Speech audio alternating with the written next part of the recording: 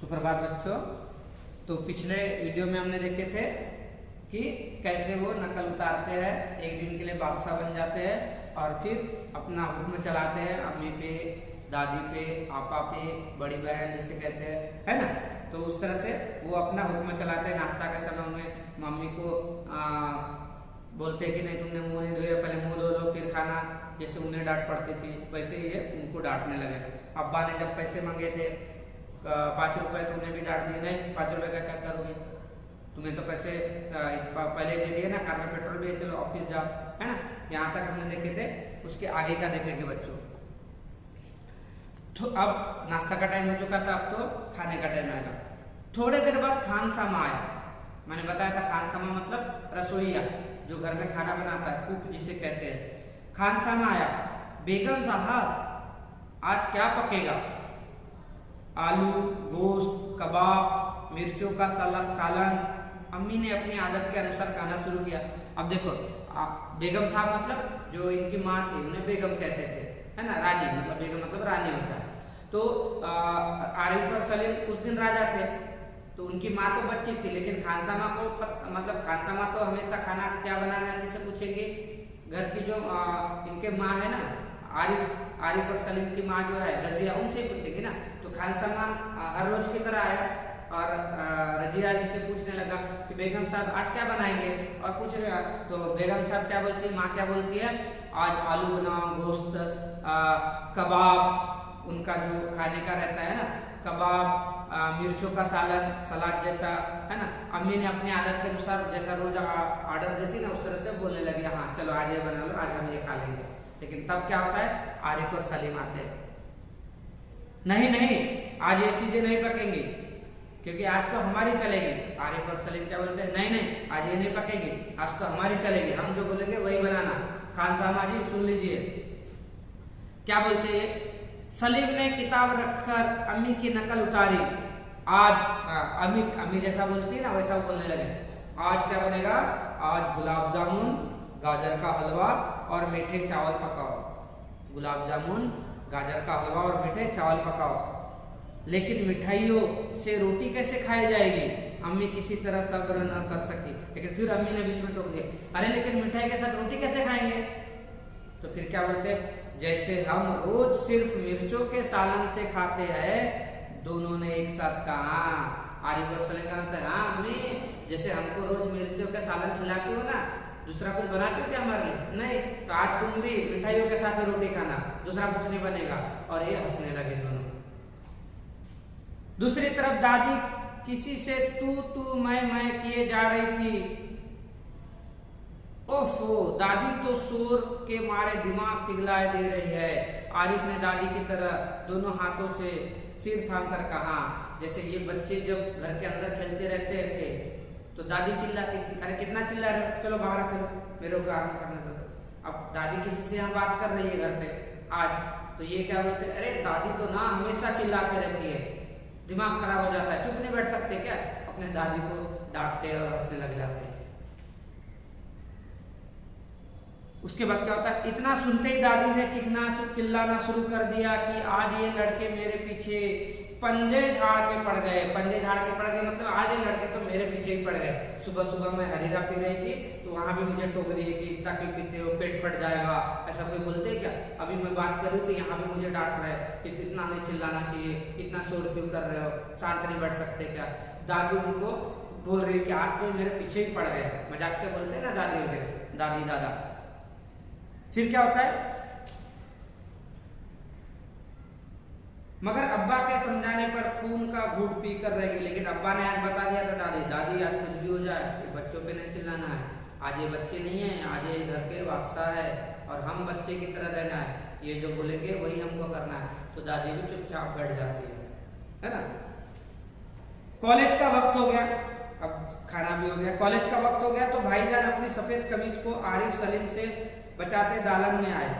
हाँ, अब भाईजान बड़े थे इनके, तो अब कॉलेज जाते थे वो, तो कॉलेज का समय हो गया, तो उन्हें पता है बड़े भाई को कि आज तो आरिफ और सलीम की चलेगी, इसलिए चुपचाप अपने कमीज को लाया और क्या बोलते हैं, अम्मी शाम को मैं देर से आऊंगा, दोस्तों के साथ फिल्म देखने जाना है।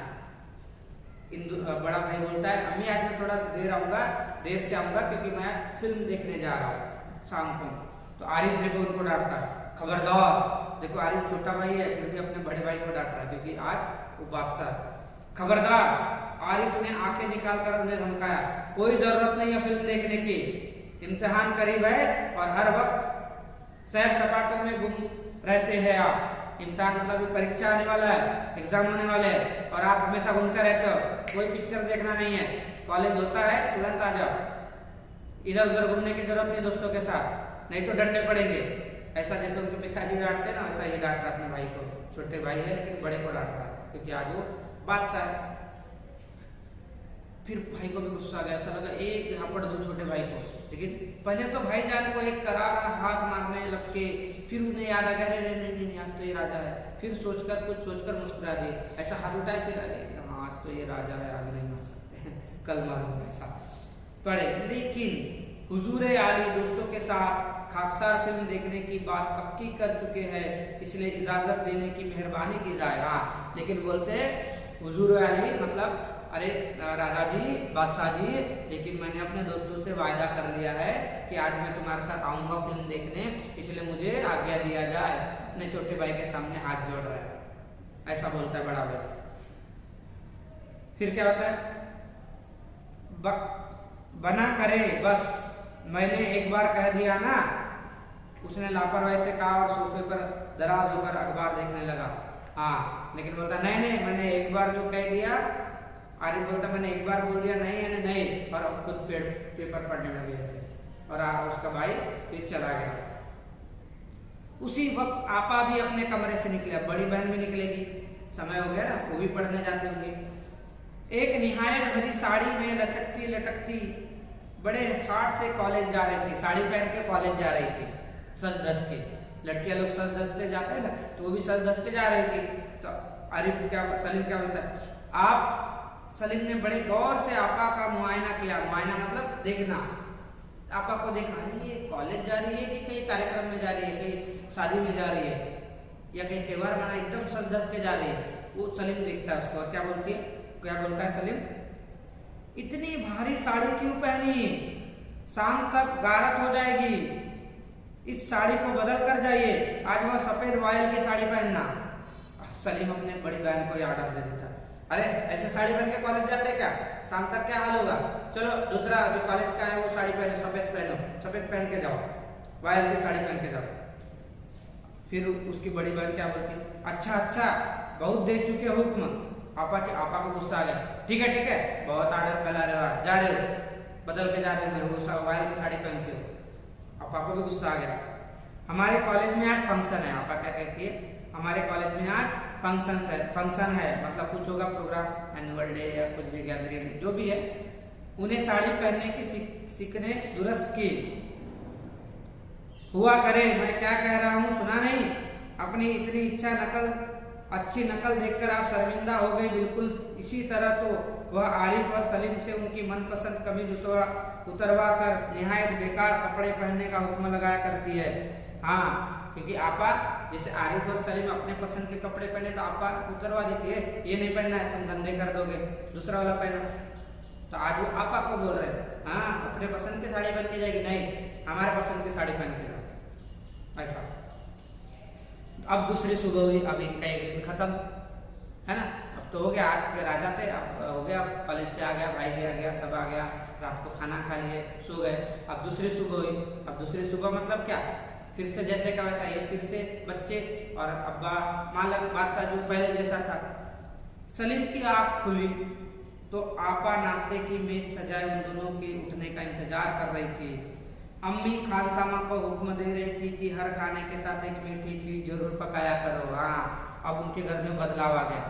पहले क्या होता था, खाना के साथ मीठा कुछ नहीं बनाते थे, लेकिन कल जब वो राजा बने थे तब उन्होंने अपने लिए मीठा बनवाया था।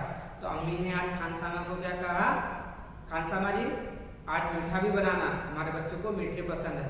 उनकी आपा भी आज सुबह उठाने नहीं आई जल्दी से जिनोड़ कर, वो नाश्ता लगा दी और इंतजार कर रही थी कि कब आरिफ और सलीम उठेंगे और नाश्ता करेंगे। अंदर आरिफ के गाने के साथ भाईजान मेज का तबला बजा रहे थे। अब आरिफ गाना गाता था, कव्वाली गाता था, जो भी है, तो उसका बड़ा भाई डांटता था पहले, लेकिन आज बड़ा भाई तबला बजा रहा है, बोल रहा है आरिफ गा, आज मैं तबला बजाता हूँ। मतलब बदलाव आ गया, देखो एक दिन की बादशाह बनने से। और आप सलीम से कह रहे थे स्कूल जाते वक्त एक चवन्नी जेब में डाल दिया करो, क्या हर्ज है। हाँ, अब्बा अब्बा अब्बा पहले उनको पैसे नहीं देते थे स्कूल जाते थे तो, लेकिन आप बोलते हैं एक चवन्नी ले लिया करो, क्या हर्ज है, कुछ नहीं होता है, एक चवन्नी में कुछ खा लिया करो, मिठाई स्कूल में कुछ मिलता है खाने को, या कहीं चॉकलेट वगैरह है ना, क्या हर्ज है। इस तरह से मतलब देखो बच्चों, वो एक दिन के लिए बादशाह बनते हैं और उस एक दिन के बादशाहत में वो अपनी इच्छा जाहिर करते हैं कि वो उन्हें क्या खाने के लिए चाहिए, उन्हें कैसा लगता है ना, कैसा व्यवहार करना चाहिए। क्योंकि पहले उनसे बड़े अलग ढंग से व्यवहार करते थे, कोई भी उन्हें डांट देता था। लेकिन जब ये बादशाह बने और ये अपने अब्बा को, अपने अम्मी को, अपने बड़े भाई को, अपने बड़ी बहन को या अपने दादी को डांटते थे तो उन्हें अलग ही लगा। उन्हें बाद में सोचे होंगे ना कि अरे हमको एक दिन के लिए डांट पड़ रही है तो हमें अलग लग रहा है, गुस्सा आ रहा है, हम तो इन्हें रोज डांट देते आरिफ और सलीम को, तो उन्हें कैसा लगता होगा। इसलिए क्या हुआ, अगले दिन से उनके परिवार में बदलाव आ गया, सब बदल गए, सब अब अच्छे से रहने लगे, कोई किसी को डांटने नहीं लगे। तो एक दिन के बादशाह से उन्हें सीख ही मिल गई, उनके अम्मी को, उनके पापा को, उनके दादी को, उनके बड़ी बहन, उनके बड़े भाई को। तो इस तरह से एक मजेदार कहानी बच्चों, ठीक है। और मैंने पहले बताया था उर्दू में है ओरिजिनल, लेकिन इसे हिंदी में अनुवाद किया है लक्ष्मीचंद्र गुप्त ने। तो इस तरह से कहानी है, इसके आगे का जो प्रश्न उत्तर वगैरह है नेक्स्ट क्लास में देखेंगे, ठीक है बच्चों। धन्यवाद।